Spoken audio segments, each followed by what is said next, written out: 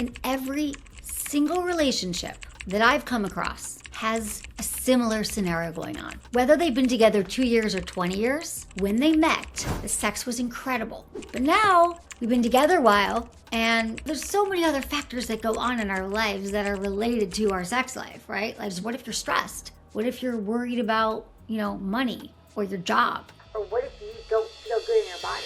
Okay, I'm here to talk to you about what the fuck is going on with people's fucking, to be honest, if you're new here. So for 21 years, I've been talking to people, educating people about their sex lives, right? And I just landed in Miami at the airport, and I run into somebody I know, and she says to me, I've been with my partner for a while. At the beginning of our relationship, sex was amazing. We had sex all the time. It was so great. We fell in love. Now we're together. We got married. But right now, just not feeling as much in the mood for sex. They've been together like 8 years. What do I do about that?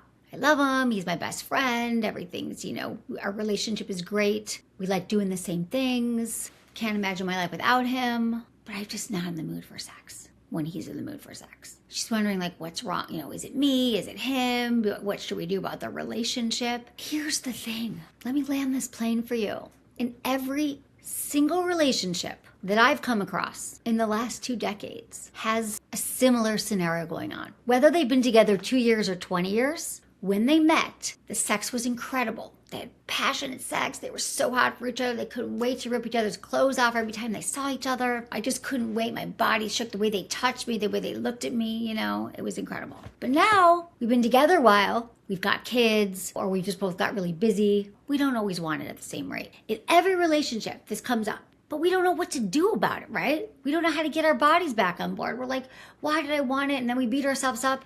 And then we're thinking, is it our partner? But here's the truth I want to say, that we are responsible for our own pleasure. We're responsible for our sex drive. It's not about our partners. Do I actually want to have sex in this moment? What can I do? So yeah, maybe something with my friend's husband or her partner. In every relationship, there's going to be differing desires, okay? And you're not going to want sex at this. Can we just take a moment of silence for the honeymoon phase? So my sex drive is going to change over time. I don't have the same desire I had early on in the relationship. That's going to happen to everybody. Okay, so let's just say that that's a fact. But now what do? We have this expectation that we should be able to be aroused and turned on demand, like the second we see our partner all the time. But there's so many other factors that go on in our lives that are related to our sex life, right? Like, what if you're stressed? What if you're worried about money or your job? Or what if you don't feel good in your body? What if you're like, I gained weight or I don't feel sexy? Then probably not going to want to have sex at the same frequency. You might not want to do a lot of things, but sex in particular is the one area that you're all like, I should just magically be turned on. I should just want to have sex in this moment. And that just doesn't work that way. I'm here for a women's conference, okay? Longevity conference. How do we live longer? How do we feel good in our bodies? And a big part about that is our sex life, right? So you could be taking all the supplements, you could be on the peptides, you could be working out every day, you could have everything that you want right now. But if you're not taking care of your own sex life, if you're not living a life where you're like, I understand my body, I know how to ask for what I want, I know how to ask for consent, I know what my turn-ons are, I know what kind of birth control I should be using, I know what my partner likes, I know what I don't like, then you could be doing all the optimization things. But if you get into the bedroom and you're like, I don't know what to do, I don't know if she likes this, I don't know if I like this, then you're not optimizing anything, and you might not live as long as you would for longevity purposes if you don't deal with this sex stuff right now. So I'm in Miami, as I said. And Miami is a very sexy city right now. Okay, everyone's talking about how sexy Miami is. But I want to go outside. I'm going to go out and I'm like, just because they might look good, I feel like people are like, and they might be working on themselves, and it's like a bunch of people who are like the land of like beautiful people, sexy people. Do you think they're actually having good sex here in Miami? Is it better sex because they live a certain way or they're living by the beach? I don't think so. I think that most people, going back to longevity, just because they're having sex and they look amazing doesn't mean that they're necessarily getting to the bedroom with their partner or having sex that they actually want. Are you guys having the sex you want? Do you feel like you're having sex at the rate and the frequency and the pleasure level that you want it? Right now, the last time you had sex, how was it? Did you get your needs met?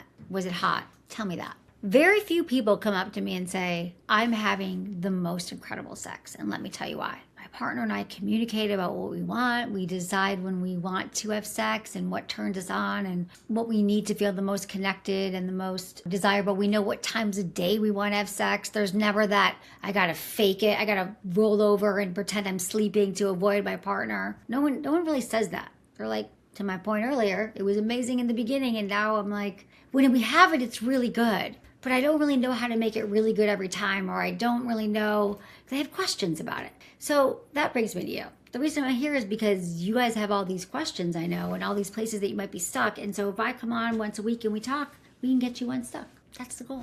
All right, we'll get right back to the episode, but if you've been wanting to bring a little more excitement into the bedroom, our sponsor, Promescent, has the perfect bundle. It's called their Pleasure Pack, and I really like this one because it focuses on two things that can completely change the experience of sex: stamina and sensation. The Pleasure Pack includes Promescent's Delay Spray, plus your choice of either their buzzing gel or warming gel. You've heard me talk about the Delay Spray before. It's designed to help him last longer in bed without excessive numbing or without transferring to her, which is really important. And then you pair it with one of the gels, depending on what kind of experience you want. I love the way the buzzing gel creates the exciting tingling sensation, and that can heighten arousal and make touch feel more intense and stimulating. Or if you prefer something a little more smooth and sensual, the warming gel is great for that and helps build up the anticipation during intimacy. So basically, with this bundle, no one is left out. He gets improved stamina and she gets better sensation, and you can focus on being completely present and connected with each other. All right, so if you want to bring something new into the bedroom, check out Promescent's Pleasure Pack and get 10% off by heading to promescent.com. That's PROMESCENT.com, or by clicking the link in the show notes. Usually I'm in my studio, I've got it all together, I'm talking to all of you. I gotta say though, it is really nice in Miami, even if no one's having great sex. I think I'm gonna go out tonight and just like take a poll. So should I get into your questions that you asked earlier? You guys wanna have a porn question? Is it healthy to occasionally watch romantic porn during intercourse? I don't often hear the words romantic porn together, but I like it if this is what they meant. When I see romantic porn, I think about ethical porn. There's certain companies that make porn by women, for the female gaze. Because if you think about it, so much of porn is made by men, for the male gaze. So I think it'd be really hot to, if I'm a man, often we see like dominating a woman or seeing the penis go in and out, and that's a lot of the porn we see. And then you see some extreme stuff, like, dominant, submission, all that stuff. But then there's romantic porn or ethical porn. And this porn has more of a plot. There's more of a, she doesn't just have sex with the pizza guy after he rings the doorbell, but we know, when she placed her order, maybe she knew him from before. She kind of knew it was going to happen because it was the second time he delivered a pizza. You know what I'm saying? There's a buildup. We're getting attached to the characters in the moment, and then they have sex, right? And then usually the sex they have is more about, it's a little bit slower. It's a little bit more seductive. Maybe they're flirting with her a little bit. They're teasing her. They're making her feel sexy and appreciated. Maybe they're going down on her, right, for a while. Maybe they're using sex toys, right? And there's all different types of bodies, right? All female bodies are represented in this romantic porn, typically. So that's what I'm thinking. So what I want to answer your question is it okay to watch romantic porn during intercourse? Yeah. If you both find it really hot and it's a turn on and you enjoy watching it, and maybe you together pick out what porn you want to watch, it can be really fun, right? It can actually help you have more ideas and inspired about the sex you're having. You're like, that's a really cool position. That's a really sexy role play. Maybe I'll be the nurse and you'll be the doctor, and you'll be the teacher, I'll be the student. We could do that. Or maybe we should buy that toy, or you could tie me up in this way. And it kind of sparks ideas. It's like creative. And there's also less pressure. Because the other thing that happens, what I like about adding porn that you both like, if it's not replacing your connection, if it's not, well, we're both going to watch this porn and we're just going to pretend we're someone else, and that happens too sometimes. But if it's to numb out or avoid the person you're with, no. But if it adds to your connection, I'm all for porn watching with a partner. In fact, since so many of us get really, really distracted during sex, we disassociate. we leave our bodies during sex. We are thinking about the text we didn't send our boss back, or the laundry or something, or God, I don't want to be having sex right now, or I don't like how I look at my body. Sometimes we're thinking that during sex, right? And then we're like, God, I hope the sex is over. Or we're thinking, is my penis look okay? Do you think she likes how I look? And we're not thinking about sex at all. And then we're wondering why we can't make great sex. So if you're watching something that you both are turned on by, you're both focused on something else rather than being in your thoughts and thinking the things that are not making you feel connected. Because, we're our own worst enemies in the bedroom. We beat ourselves up. We tell ourselves stories. My penis isn't big enough. Does she really like me? Does he know what I want? And so most of the sex we're having isn't really that satisfying because we're in our heads. So that's why I think we like adding things to it. If you're watching porn or you're playing with toys or you are role playing. And don't knock role playing, okay? Everyone's like, oh, I could never pretend that I'm the bartender and she's that comes into the bar and orders a drink. Yes, you can. You can. And in fact, I highly recommend it because when couples, imagine this, okay? Riddle me this. Instead of just sitting home and scrolling on your phone, you say to your partner, you know what? Let's go down to the bar tonight that we always go to. I want you to go there 30 minutes early and sit at the bar. And then I'm going to show up 20 minutes after that. And I want you to be sitting there and we're each going to pick a different name. We're going to pick our alter egos. Instead of Emily, I'm going to be Hope because that's my middle name. And Hope is my alter ego. She's what would Emily be? What would my opposite be? Well, this isn't about me, but maybe she would be more open, or I would wear something I wouldn't normally wear. Maybe I'd put a wig on, right? Maybe I'd wear some really short skirt. I'd wear something that is not typically me, something that makes me feel like another part of myself. And then I tell my partner to be someone different. When we both show up, we're going to change our names to that alter ego person, and we're going to just come up with a different story about it. And then my partner comes up to me and approaches me, right, at the bar, or we're at the thing where we always go. And they're like, hi, I'm John. He's not really John. It's really Ben. I'm John. And I'm like, I'm Hope. And then we just flirt, we order the drink, and even if it's funny and hysterical, or we're like, oh, this is so weird, at least we did that for 10 minutes. We pretended we were someone else. And I can't tell you how many people I know have, once they get over the weirdness. That was the best night. That was such a fun date night. I was a blonde tonight, and my partner wore this suit, and we pretended we were someone else. Or you could do that and recreate your first date. You could be like, just come up to me and let's pretend we've never met before. I mean, it's just a way to chat. What I'm talking about is playing again with sex and getting ourselves out of our head, because I am telling you the reason why you are struggling in some way with your sex life. Like right now, maybe you can't have orgasms with your partner, or there's something wrong with your libido, or what are all the other problems you have with sex? You come too quickly, you don't know if your partner likes you, you're not in the mood. If you were like, let's just have sex and play tonight, let's have a plan for our sex life where we're trying this new toy, we're watching something, we're playing something, we are being intentional about it together at the same time we're deciding that we're going to play with sex tonight, it would be a lot better and a lot more satisfying, I think. So talk about these things. Yeah. So someone said here, I'm on the comments here. Someone said the fake snore is a bummer. I'm telling you, I was just talking about that. So this fake, oh no, my partner's home. I have to fake sleep. So they don't, where else do we fake? Are we faking going to a job? Am I faking I'm making dinner? Am I faking? I guess if we're cheating, but otherwise, why am I fake? I don't fake that I ate dinner, but we are faking sleep so we don't have to have sex with our partner. Why are we doing that? We both want to have sex at some point. We want to have a certain kind of sex. And we know that sex is good for us and it turns us on. But why am I faking to get out of it? What is it, like your math test? How does sex become like that? So yeah, the fake sleep is I want to get you all so you're not fake snoring or fake sleeping. So someone else said, I always thought one of the greatest catalysts for spontaneity and a natural trigger for sex is surprise. The hug, kiss, or squeeze that comes out of nowhere. Yes,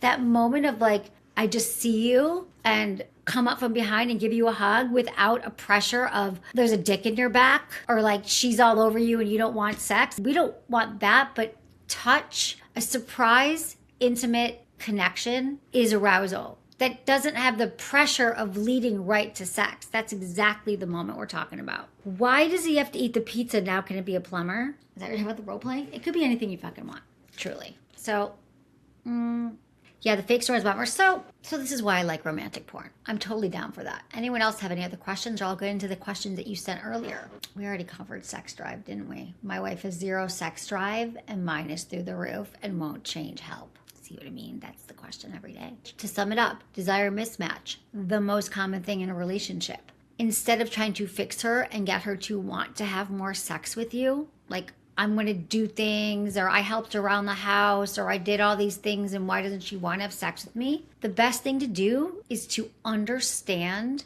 what might be impacting her desire. Why doesn't she want to have sex right now? Is she stressed? Is she worried about something? How does she feel in her body? What's going on with her? Because when you get curious, you're like, I'm just curious. Let's talk about it. Let's talk about what might be impacting your desire. How important is sex in our relationship? How important is to both of us? I think we both agree that we fell in love. We are each other's everything, partners. We're parents together. We live together. We're sharing our life together.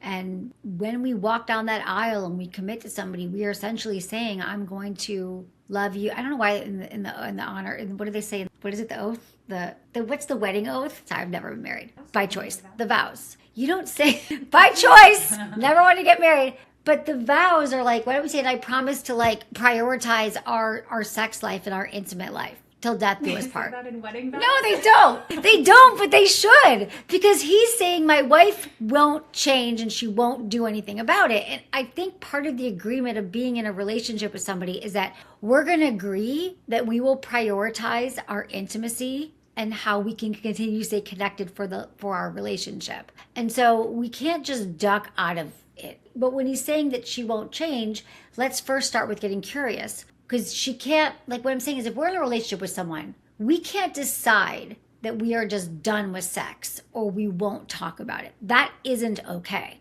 We have to talk about these things because it's unfair to our partner. I'm not saying that your wife has to continue to have sex with you all the time. I'm saying it's both of your responsibility to think about, prioritize, and work on your sex life together. It's both of your responsibilities. But she might be deciding, like right now, I'm in a season of life where my hormones are out of whack. I'm feeling really depressed. I'm trying to think of why else your wife, I've never met her, but why she doesn't want sex. Maybe she doesn't feel as close to you. Maybe resentments have built over time in your relationship and she feels resentful. And so she's not turned on. We don't know why your wife won't have sex with you, but you got to get curious about it, right? So maybe she just needs to feel intimate and more connected. It's an ongoing conversation, right? Usually we don't talk about the desire discrepancy or the challenge in the relationships until it becomes a problem. So that's why right now, if you're in a relationship and you're having sex with anybody, I highly encourage you to go and talk about your sex life tonight.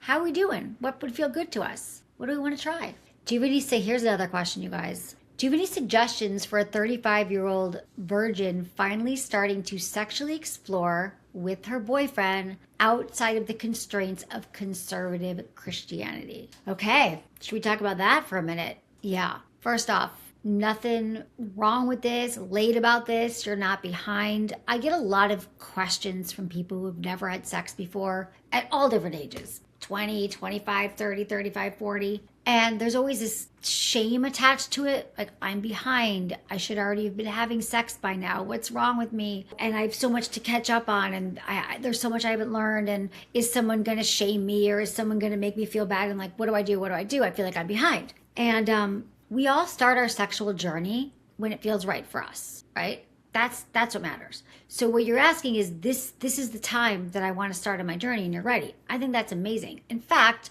many of us start on our sexual journey and it's not necessarily the right time. It's not actually when it feels right for us. We thought we were in high school and our partner wanted to have sex and we weren't really ready. And honestly, we didn't know what we were doing. And then a lot of times we have sex in our 20s or, even our late teens or whatever, early in life. And it's more for our partner's pleasure. It's more performative. I love that you thought about it. You waited until you were ready. And now you have a boyfriend. You grew up in a conservative home. So a lot of people grew up with very religious Christian backgrounds where sex wasn't openly discussed. And when sex was discussed, it was usually through a lens of, if you're going to have sex, you should only do it to make a baby, and any other kind of sex and you should be married first. You should be married, have sex to make a baby, to please your husband, but that's the only time you should have sex. And if you do it any other time, you are shameful and you're going to go to hell.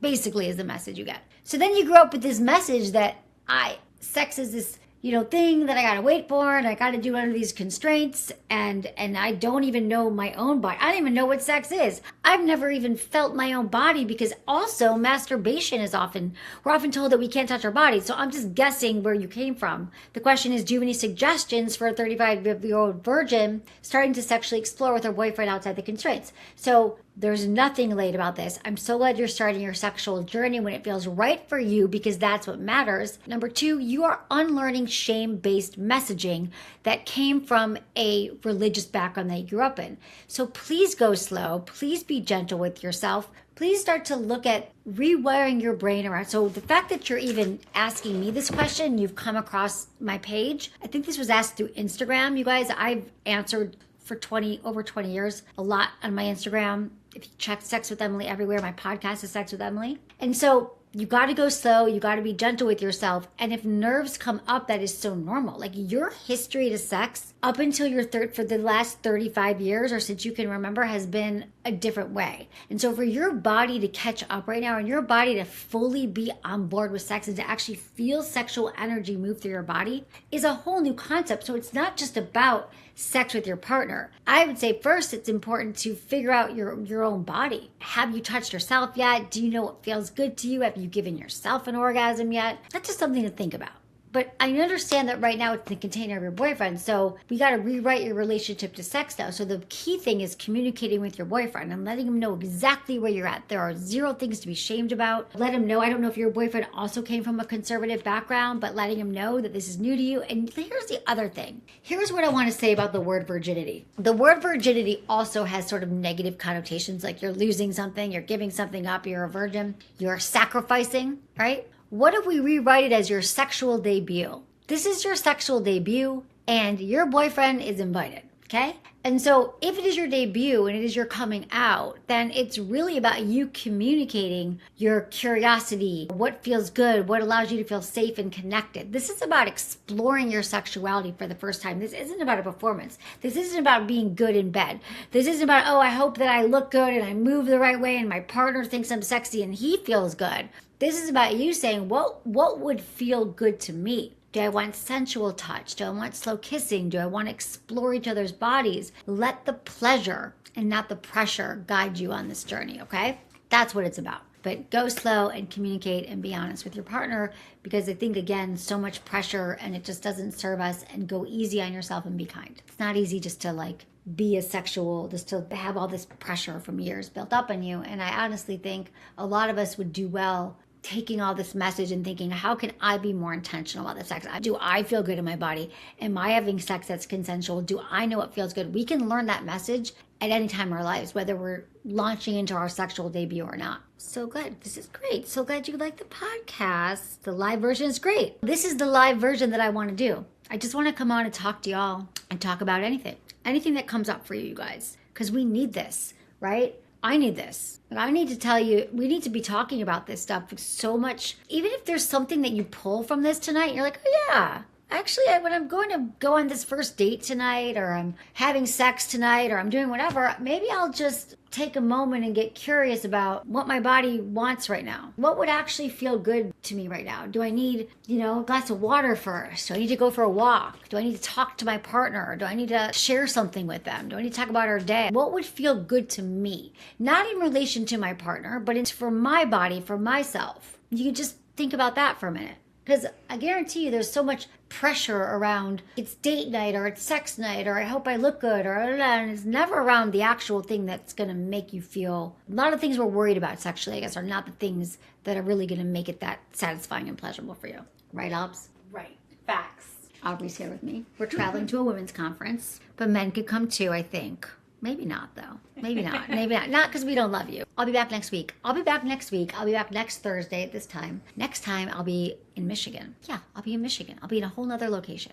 Check my social media, Sex with Emily. Subscribe to my newsletter. You'll love my newsletter. What else is coming up? Anything else? I'm going to be going on tour. So absolutely check out my Instagram, sign up for my newsletter because it's a good newsletter, and come back next week and I'll tell you everything. Send me your questions here, DM me. The tour is going to be amazing. It's comedy. It's all about you. So my live tour is going to be like this, but we're going to be in person. And I'm going all over the country and I'm going to be talking to you. We're going to answer questions. We're going to have a real conversation about sex without shame, without blame. We're going to have a ton of giveaways, sponsors, sex toys, all the things that actually make me feel sexy and turn me on. I want to share with you and I want you to feel them, experiencing them, meet other people who are like chill around sex and want to feel good in their bodies. That's the tour. Sex with Emily Live. So find me there. And thank you all for spending time with me on this evening, on this lovely Thursday evening. Okay, guys, bye. Have a great night. Was it good for you? Let me know.